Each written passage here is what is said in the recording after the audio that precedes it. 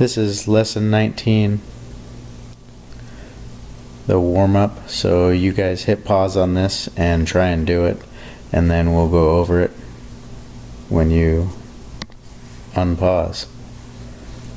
So to determine which of the following is a function, we use the vertical line test. The vertical line test is where you draw a vertical line, and if you only touch at one point, then it's a function. So on this example, like B here, we touch at 2 points. If we were to look at these points, we can see, if we just draw a line here, right, that this point seems to be at 2 and like 1.5 here. So this is 2 x values first. This is the x-axis and the y-axis. This is 2 and about 1.5 up right there. So 2, 1.5, or 3 halves. And this other point is 2, also has an x value of 2, and that's up 1, 2, 3, 4, 4.5 or so. So 4.5 would be 9 halves, right? Because 9 divided by 2 is 4.5. 3 divided by 2 is 1.5. So here you can see that they have got the same input, right? If we're looking at our input-output table, the input of 2, but has an output of 9 halves, and that same input of 2 sometimes gives you an output of 3 halves. So that's why this is not a function. For the same input, you've got 2 different outputs. And C, obviously, we can see that all along here, right, that's all the same input. This is all an input of 2. And they have different outputs. So, 2, 0 right here. 2, 1 moving up, 2, -1 moving down right here. 2, 1 right here. They all have the same input with different outputs. So that's not a function. No, not a function. D, same thing. Here and here, same input, 2 different outputs. You could draw it anywhere you drew it, here. I guess if you drew it right on the edge, you wouldn't get one, but we can draw them inside. Next question, find the value of g of 6 if g of x equals -3 times the quantity x plus 5 minus 1. So all we're going to do is substitute in a 6 for our x. When I do it, I put in little extra parentheses, just so that if I were substituting in a negative number, sometimes you forget whether or not you were supposed to be adding or subtracting or multiplying. So when I put it in parentheses, it helps me be careful. So we gotta, now all this is an order of operations problem, right? So we're saying this is g of 6, the value of our function when x is 6, when our input is 6, and then what will our function be? So we follow the order of operations. 6 and 5 make 11, so this is 3, and then the parentheses 11, so still order of operations. We're going to multiply next. So g of 6 is -3 times 11 makes -33 minus 1, and so the value of the function at 6 is -34. So that would be the point 6, -34. If we were on an xy coordinate, we'd have to zoom in, but 6, -34 would be way down here. 6, -34. Right here.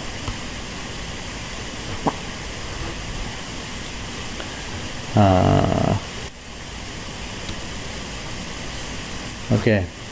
Homework questions we'll do in class. Example 1. Make an input-output table and graph the function. Use -1, 0, 1, and 2 as the domain. So those are just domain. Another way of saying that is our input. So that's our domain. Use those numbers, -1 through 2. Output is your range. What else do we call these? We also call them X and Y. So they're all synonymous with each other. There's our x-axis and our y-axis. So we'll just substitute in a value. If we substitute in a -1, we say 2 times -1 plus 6. And so that's why, to get back on the warm-up way I said I put them in parentheses. If we didn't put this in parentheses, when you substitute it in, you have to put like a little multiplication sign or something. Otherwise you think, hey, I might add -2 and -1 together if I didn't have that in, or you might miss it. But when I put it in parentheses, I could see, oh yeah, that's -2 times x, or when we substitute in the -1 for x, it's -2 times -1. So that's why I do that. So f of -1, -2 and -1 make +2, +2 plus 6. So f of -1 equals 8. So our first input is 8.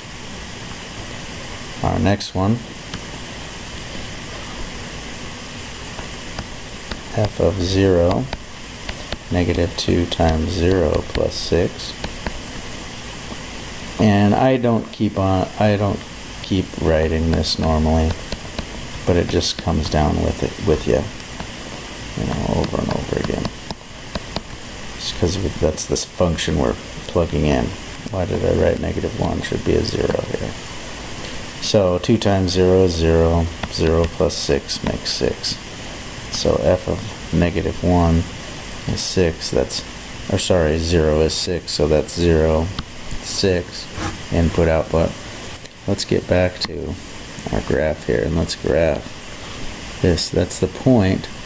That's the xy coordinate, -1, 8 for our xy coordinates.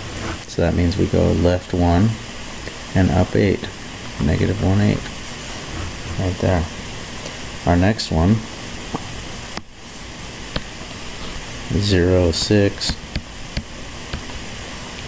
is 0, 6. Let's do another one.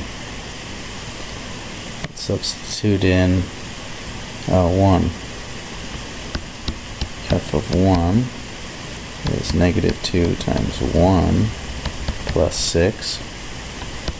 So f of 1 is -2 plus 6. So f of 1 equals 4. That would be the point. 1, 4. 1, 4. 1, 4 is right here. And now maybe you guys start to see a pattern in what's happening. Hopefully we see one. What do you notice? Do we see a pattern? What's happening? As we move up 1, we're going from -1 to 0 to 1 to 2. We're just counting, right, by ones. As we're moving up by 1 for our input, what's our output doing? Our output seems to be going, down by 2. 8 minus 2 is 6. 6 minus 2 is 4. 4 minus 2 would be 2. So let's see if we plugged in a 2, if we get out a 2. F of 2 would be -2 times 2 plus 6. So f of 2 would be -4 plus 6. F of 2 equals 2. That's the point 2, 2. Right here. And it seems like we could go on and on forever. If all we were asked to do was plot those 4 points, then our domain would be the numbers -1, 0, 1, and 2. And our range would be the numbers 8, 6, 4, and 2.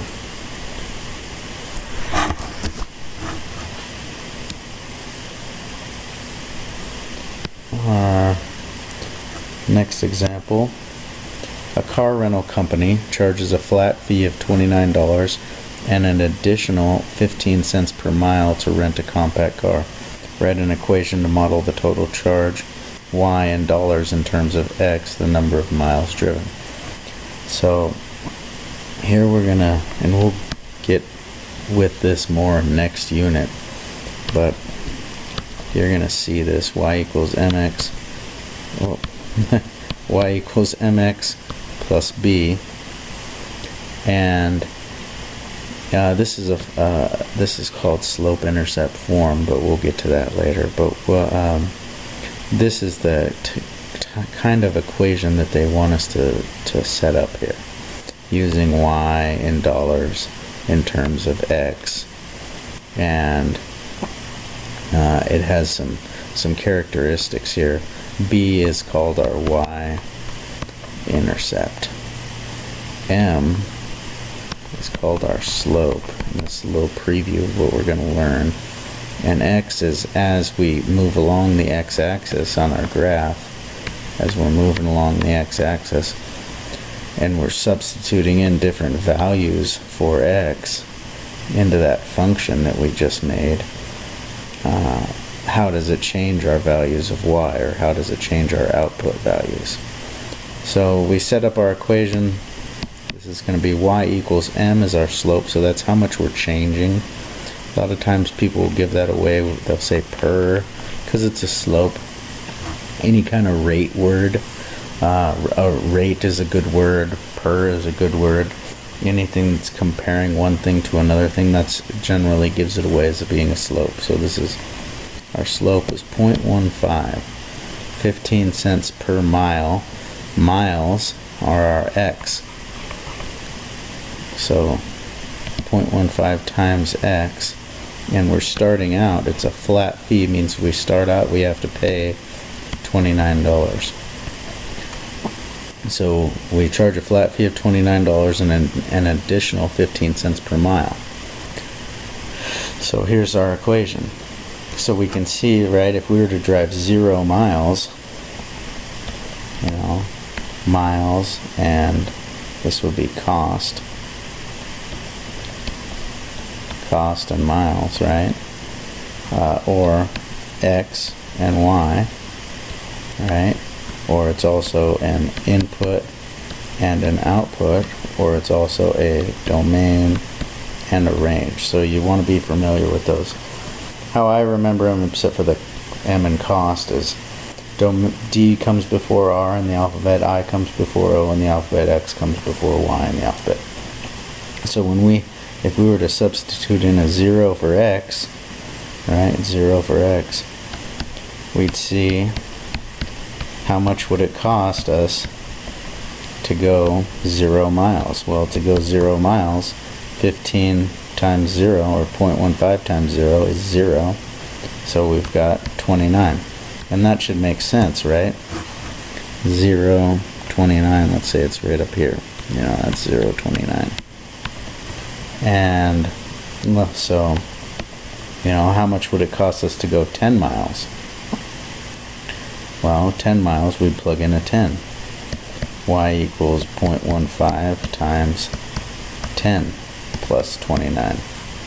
So just to drive the car off the lot, it costs $29, and then $10 15 cents for every mile. So if we went 10 miles, that would be $1.50 plus our $29 that it costs to get us off the, just into the car. So that's $30.50 to go 10 miles. So let's say, 10 miles, so that would be the point 10, comma, $30.50. And maybe we'll see that how much are we going over. If we're going over, if we're going over 10 and we're going up $1.50, right? We went over 10, up $1.50 from that. We're going up. That's the same as going up 15.15, and over 1 mile. So for every mile we're being charged 15 cents. 15 cents per mile. We should notice maybe here that this is 0.15 and we're going 15 cents per mile. On our previous example, right, we had a -2 here, and we called that our slope, remember, in that new equation. Now this says f of x and y are synonymous with each other.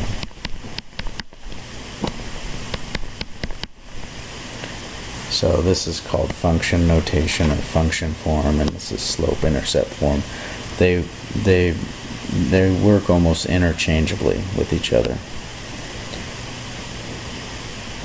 So you can see this was a -2, and look, we're going down 2 each one. That's not a coincidence. What else do you notice? Not a coincidence that we're at 6 here, and we're at 0.6 right here. We also call that the y-intercept, and we'll get to that in the next unit as well.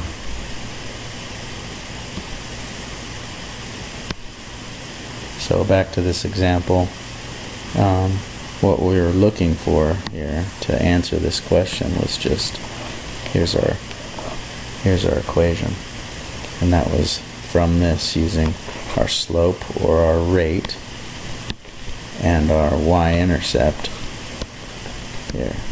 So just knowing where to plug in the information that we're given.